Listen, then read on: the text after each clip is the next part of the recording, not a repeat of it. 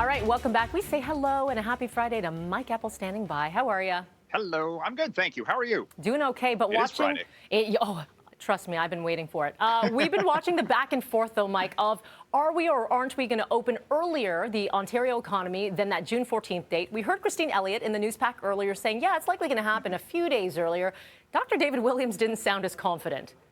No, less than 24 hours later. Now he's talking about the fact that case counts, just yesterday were, what were they, north of 800 again, and looking at maybe a Victoria Day spike or something of that nature. It's the long-term trend, of course, Melanie. But here we go back to, the small business sector saying, please reopen early, please reopen yesterday. They get the signals from the province, and then less than 24 hours later, well, maybe not. We're not looking at June 14th, or who knows? This is, you have to have some sort of a specific plan, do you not? And giving the false hope for small businesses who are, just struggling to stay afloat at best may not be the best strategy. And again, you look at it regionally, Toronto, Peel, 416-905, that's where a lot of the cases are. Could you reopen early elsewhere? Maybe, maybe not. I don't know. We'll see. Yeah, I know. I really just want a haircut because if I did this, you can hear how crunchy my hair is like straw right now. It's no good. It's no good. I'm a level 4. I'm a level 4 with the razor, and I'm close to that. I want to get there. I want to get there. Simple. I never thought I'd be thankful for not having much hair. Trade ya. Okay. Let's talk about the criticism that Air Canada is getting here. So first of all, I want to know if people are getting those refunds that they were supposed to be getting. We have seen nothing about that, about the specific give back to customers who had flights canceled in the early days of the airline shutdown.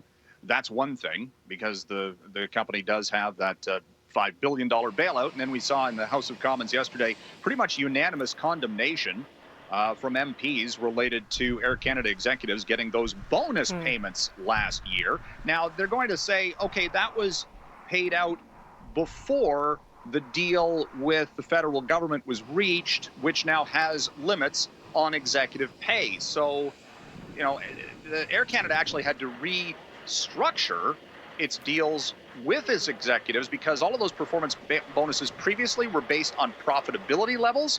Last year there were none, so they had to rejig it to say, oh, okay, well, because you helped the airline just get through and survive the pandemic, cutting 20,000 jobs, you get a bonus payment. So, is there anything that the feds can do to push back on this? I don't know, because again, it's the national air carrier, so to speak, and it's still our money. Yes, it is. Think about, right? Remember that. It's like the government says we are bailing them out. It's the taxpayer.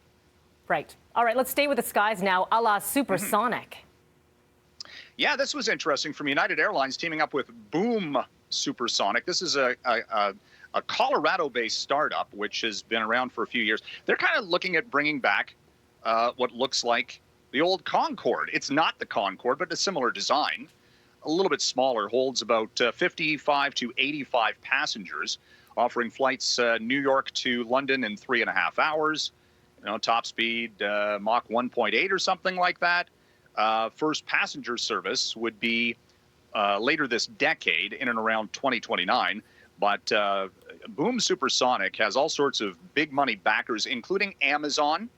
And it is also hooked up with Japan Airlines, for example. So you might see supersonic travel in the not too distant future. That would be pretty cool. The old Concorde was just a mess from, it was so luxurious, but back in the day, it was a mess for the environment. It burned basically kerosene, and anytime the Concorde took off from JFK, you'd see that just the brown plumes coming out the back end of it. Mike, very quickly, we've run out of time, but we teased it. We got to talk about it. Twitter, would you pay for a subscription?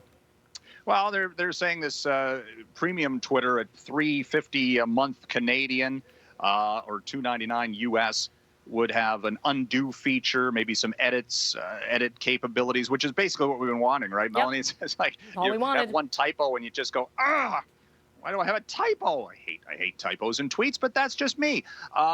Also, folders to keep old tweets or something of that nature. Why you need this, I have no idea. Will they pay for it? maybe, maybe not. Customers go for it. A lot of other social media platforms already have a lot of the features that Twitter is looking at forcing you to, or offering up to pay for. I don't know. Just before you hit send on a tweet, just reread it. No, I'm guilty of it. I know. I'm all about the edit button. If we could have it for free, that would be good. Have a great weekend, Mike. You too. Time now is 6:18. Coming up next, we know schools staying closed for the rest of the school year, but are they going to be safe when students hopefully go back in the fall? We're going to take a closer look when we come back.